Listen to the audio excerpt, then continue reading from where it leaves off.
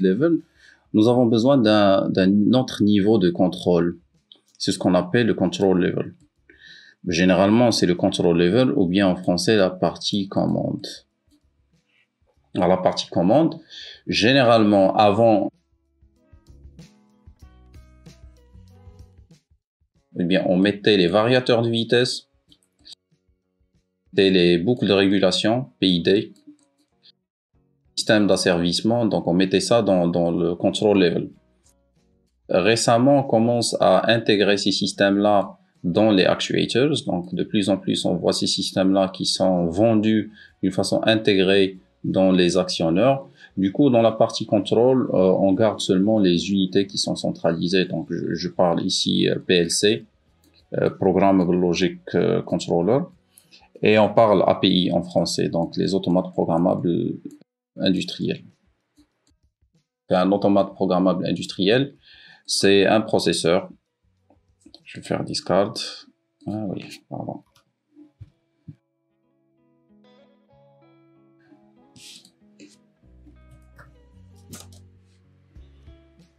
Alors, ça m'a donné les API en termes de...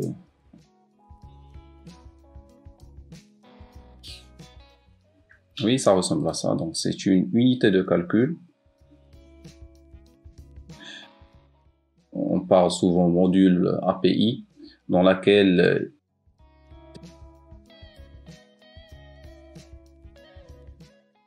l'alimentation qui va alimenter mon microprocesseur. Nous avons à l'intérieur un microprocesseur normal, donc c'est issu de cette révolution-là en termes de révolution du transistor, de l'électronique.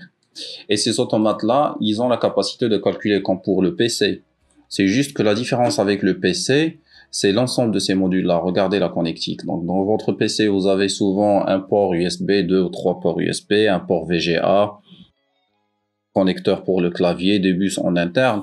Mais pour l'automate, c'est une autre vision. Nous avons un microprocesseur qui n'est pas aussi puissant que le PC parce que je vais pas traiter de l'information comme des vidéos, du streaming, des consommations en termes de médias qui est HD.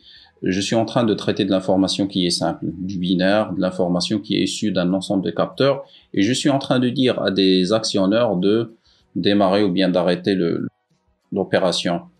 En termes de calcul, ce n'est pas très puissant. Ce n'est pas plus puissant que le PC. Quand je dis ce n'est pas aussi puissant, bien assez puissant, je fais comparaison par rapport à un PC. Mais ça reste très puissant en termes de traitement de l'information. Et nous avons une extension en termes de modules.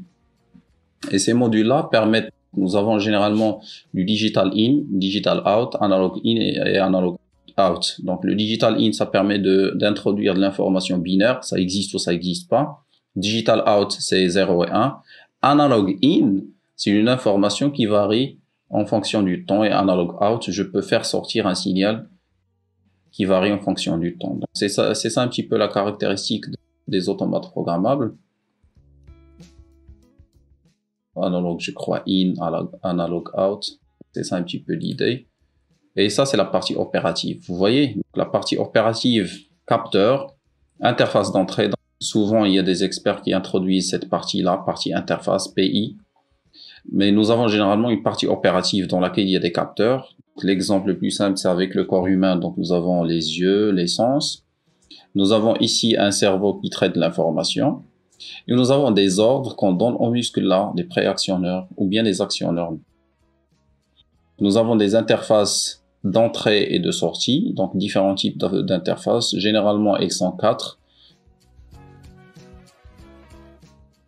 Digital in, digital out, analog in, analog out. Et ce que vous avez à l'intérieur, une RAM, unité de traitement, module des entrées, module de sortie. Ça, c'est une machine de Turing. Du coup, vous voyez un petit peu la convergence avec la théorie de l'information, la machine de Turing et le transistor. C'est utilisé en industrie pour gérer ça, tout simplement. Pour gérer ça. Control level dans lequel nous avons généralement des API, donc des automates programmables, ce qui permet d'avoir quelque chose qui ressemble à un cerveau humain, qui permet de calculer de l'information et qui permet de communiquer. Regardez les modules d'entrée et les modules de sortie. C'est bon? Donc, qui permet de lire les données et d'écrire les données dans la partie opérative. PO. Et ça, c'est la partie commande. Donc, je vais écrire PC. Partie commande. Ça, c'est le control level. Ça, c'est le field level. Avant, on mettait aussi les variateurs de vitesse. Les régulateurs, on les mettait dans la partie control. Mais généralement, avec les avancées technologiques, on les intègre de plus en plus dans le field level. Donc, vous voyez des régulateurs qui sont vraiment collés sur les moteurs là. Donc, vous achetez carrément une entité intégrée dans laquelle il y a un système asservi, donc il y a tout. Quand on parle théorie dans cette pyramide d'automatisation, donc on a tendance à mettre ça ici.